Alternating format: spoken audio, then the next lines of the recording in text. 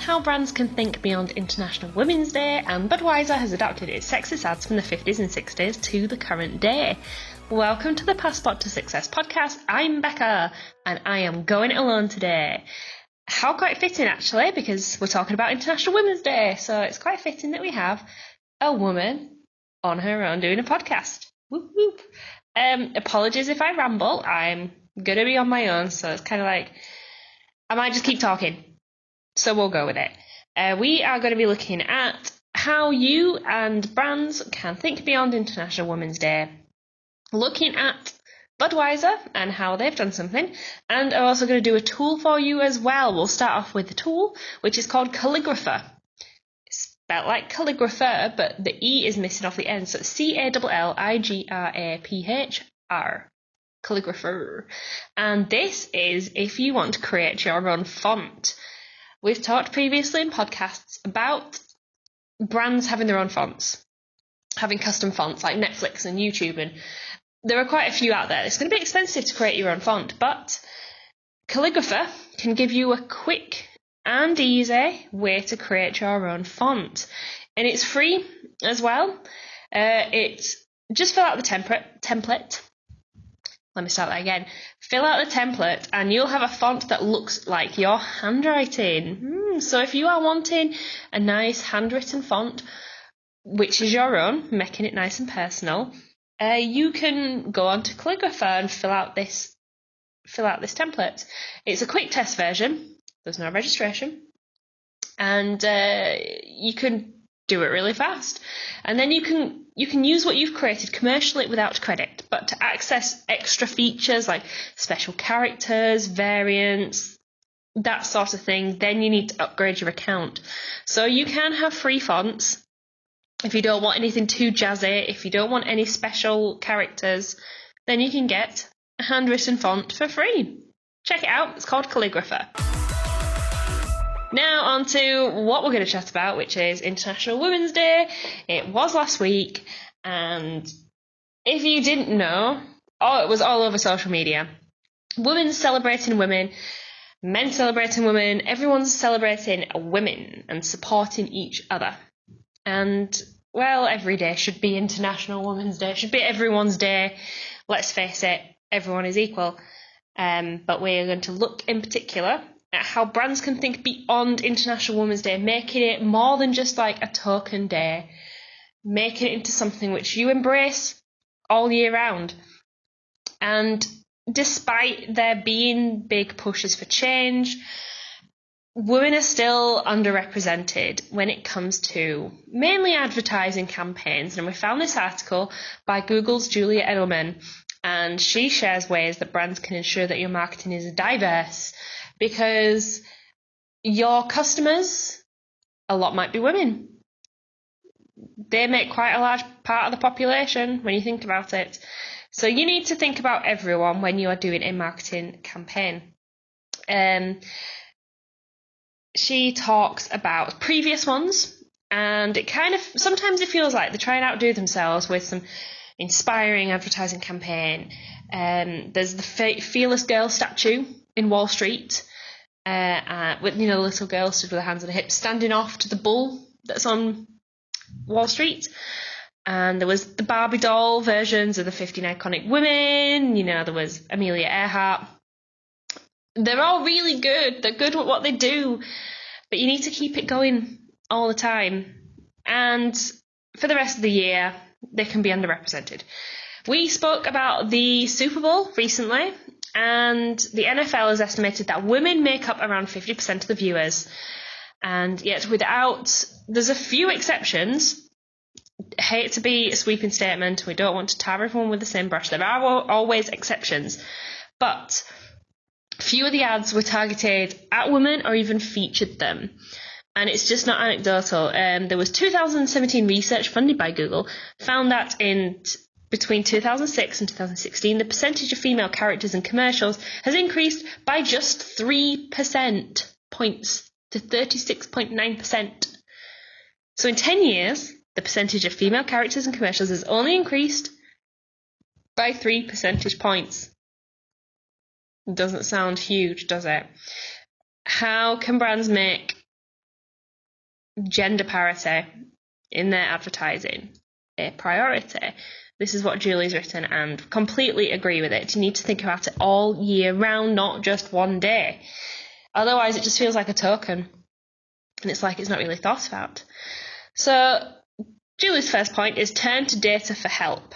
So you can't fix something if you don't know it or understand it or are aware of it. There are plenty of developments, apps, that sort of thing that you can use to understand how audiences are growing, changing. Look to hashtags. The example here is hashtag See Her. It's a coalition which is led by the Association of National Advertisers, and that aims to make sure that every woman can see herself in advertising and media being reflected. And they've developed something called the Gender Equality Measure, GEM for short, and it scores ads based on how high they depict women. So you can look into that. The best part is that the data-based approaches like this can help marketers make the case with the higher ups. So if you are wanting to make a change, you need to do your research, you need to get the facts. So then you can take it to the decision makers, or if you're the decision maker, do that research yourself. According to a recent analysis, ads with the highest sales lift had the highest GEM scores, and ads generated at lowest sales had the lowest GEM scores. So if you are selling to women and they don't feel represented in your marketing, they're probably not going to buy from you. There's also, if you remember, the Oscars were a couple of weeks ago, and there is a graph out there, and it shows all the top Oscar films that were nominated for Best Feature Film, and it shows the percentage of how much men are talking in it and how much women are talking in it, and it's vastly skewed towards men. So there's still quite a long way to go, but there's plenty of data out there that you can use to bring this to the front of your marketing campaign, to bring it to the thought of it. Also, Julie here recommends that you focus on both diversity and inclusion.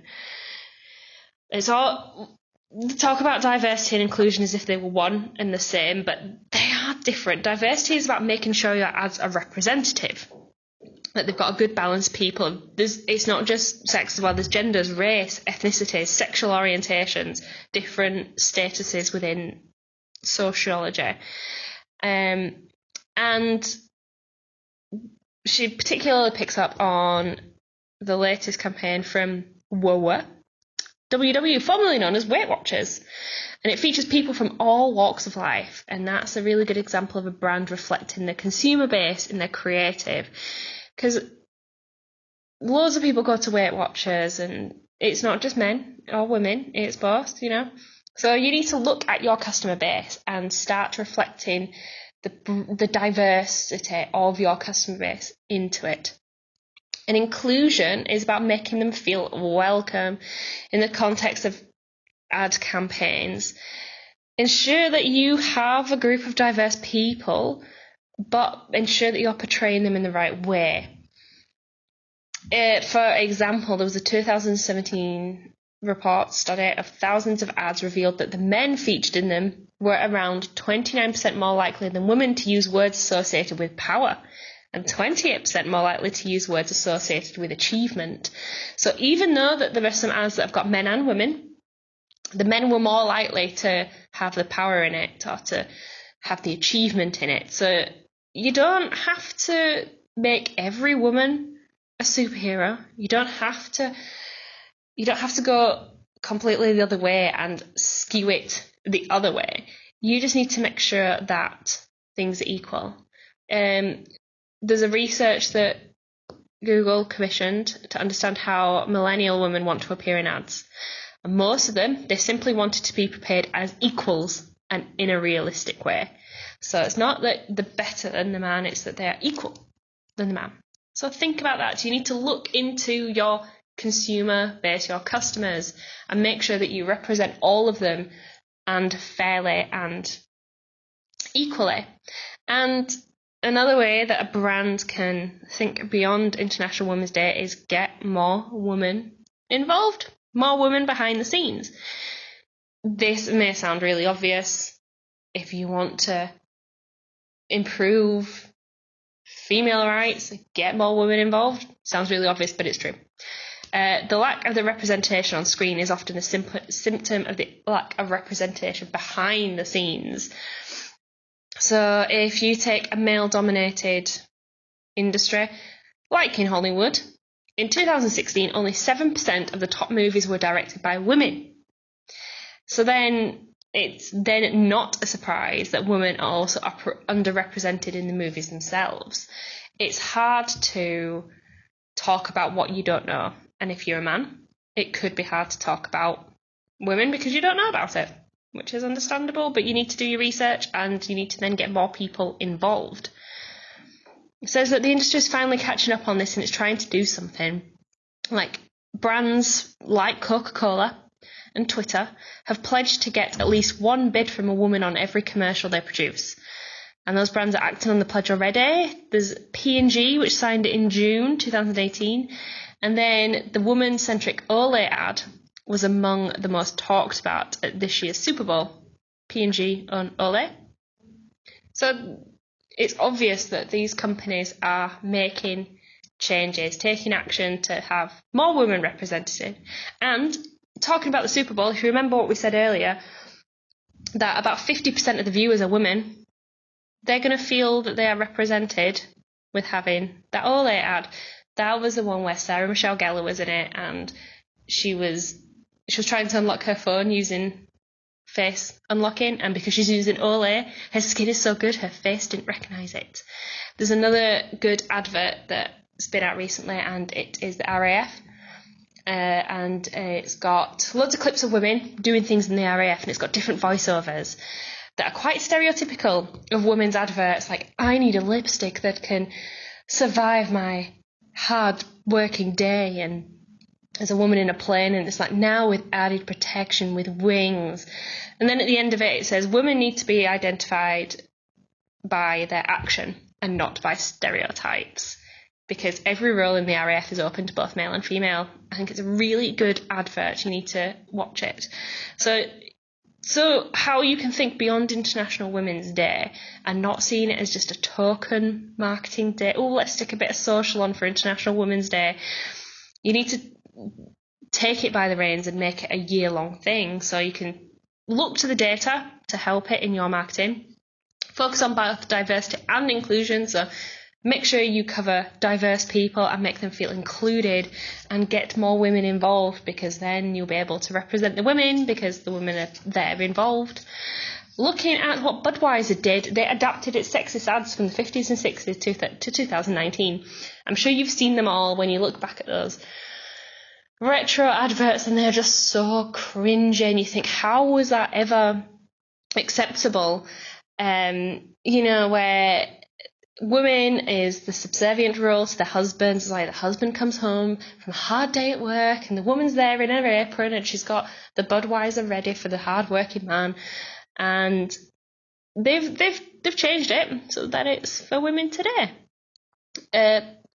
Let's have a look. So there's one where the old slogan reads, "She found she married two men." It's replaced with the more, "She found she has it all." Doesn't have to be married to a man to have it all. Another ad's been reprinted where there was a couple enjoying pizza and a beer together, and it reads, "Home is where life happens, and life happens when you build it together." Because the original one was a woman serving beer to her hard-working husband. This one, it shows the two of them have been working hard and they're relaxing, having a bud.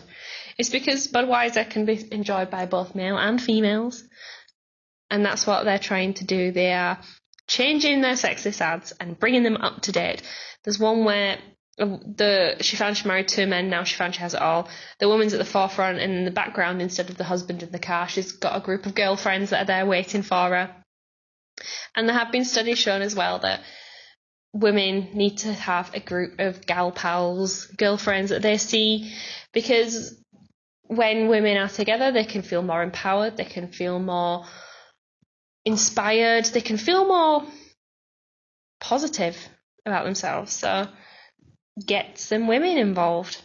It sounds really obvious, but it is true. And there's a woman who's just prepared dinner for her husband, served to him with a beer, and it now shows the same woman enjoying her evening, cracking out a takeaway. Yeah. It's not just about the woman making the tea, is it? And this is part of the #SeeHer campaign, which we spoke about earlier on. It aims to improve how women are portrayed across all media and advertising. And it's getting there. The Budweiser, definitely more diversity and accuracy portrayed. But according to the #SeeHer data, Budweiser is including into the campaign as only 61% of ads positively portray women. So there's still a way to go. It is just something that, as we say, you need to keep in your yearly plan for marketing.